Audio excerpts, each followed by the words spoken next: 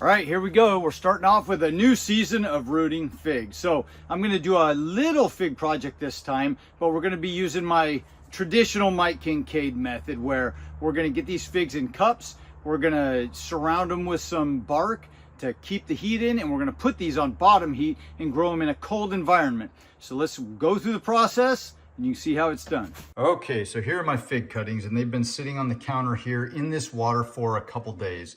I originally took out Lou's figs from the fridge. I've got his Peter's Honey back here, a couple of his Desert King, his Valley San Giovanni in the back there. And then I got two Desert King from my Desert King figs because I want to compare them, and my brother wants one of these.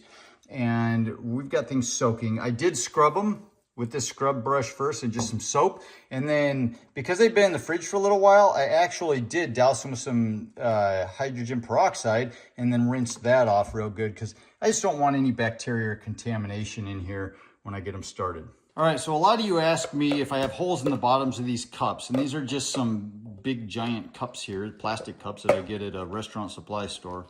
But all I do is I take scissors. People poke holes in them. They do all kinds of things. I just take scissors and I kind of grab a corner right here, and then I just cut the corner off. And you see how that ends up? And you got a hole in it. And then I just turn it around and do a little bit on the other side. And there you go. Now we got drainage for the cups. Now, just so you're caught up, I did have some of these fig cuttings in the fridge since October. So we've had them stored for quite a while now, several months. And right now we're at February 26th, I believe, 25th, somewhere in there. And there are two cuttings that I took from out in my orchard just a couple days ago. I've had all these cuttings soaking in water on my kitchen counter just to absorb as much moisture as they could before we started the rooting process. Now this is my fig rooting medium, or any rooting medium really, and it's just finely ground fir tree bark. Many of you have seen this before. I've been using it for years. It is a rooting medium, not necessarily something you'd want to use for straight potting soil. And if you're unfamiliar with what I'm talking about, I've got a really great video where I explain what a good rooting medium is and the 3 criteria that make up a good rooting medium. I'll put a link to that up above and down in the comments or down in the description below. So let's get these cups. I don't want to mix up these varieties, so we're going to just kind of keep these separate and do them one at a time. All right, so I just ran and grabbed my pruning shears and some rooting hormone, which is my Hormidin 3.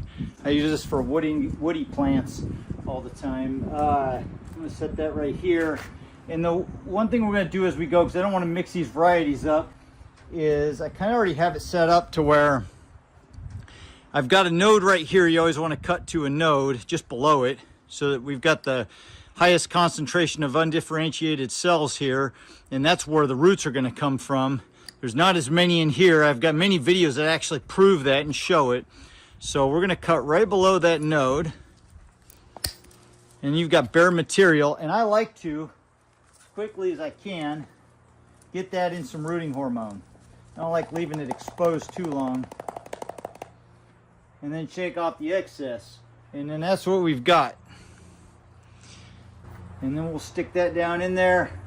I know everybody's saying, what about dibbling that? Well, it's going to be just fine without dibbling it. The rooting hormone's on the bottom of the cutting on that cambium, and it's just pushing it up against that stick a little bit more. It doesn't matter if the sides get rinsed off. That's not where the roots are coming from.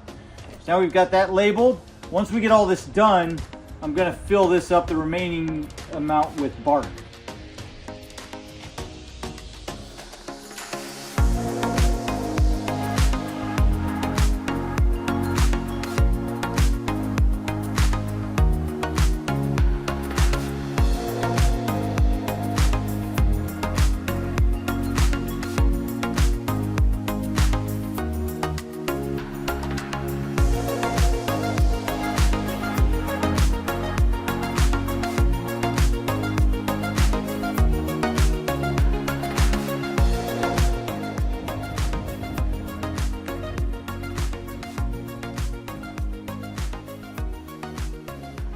All right, so there they all are. I've got them over by my hose.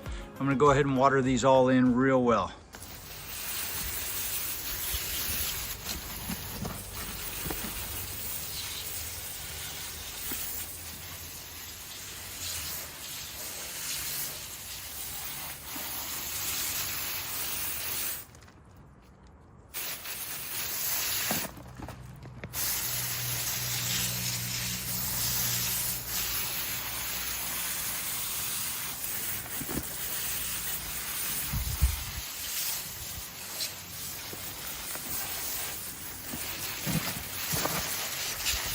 All right, there they are, all watered in. It actually helps wash everything off and make them more visible.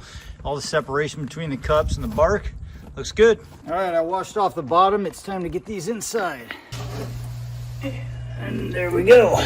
All right, so I've got this on my heat mat. It's just turned on to low right now to keep it on constantly, and it just kind of cycles to keep it at a real low temperature. It will bring up this potting soil or bark to probably closer to 80 degrees throughout this area, and this stuff around the cups is just insulating and keeping the temperatures very consistent in the cups.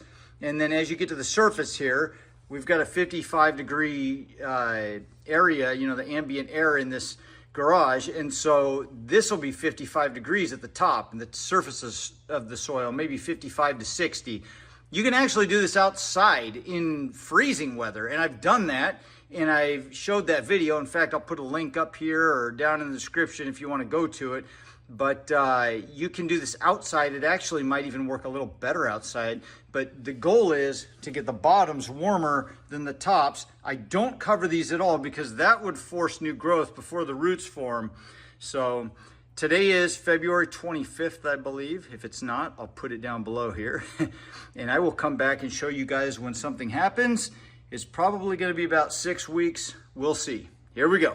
All right, here we are just a few weeks later. I'll have to look back at that and see exactly where we were when we started this. I think it's only been a few weeks, but look at this. There's Lou's Valley San Giovanni, and it is rooted. It's starting to grow up here right out of the top. So I got to do something with it. I pulled it up, and look at this.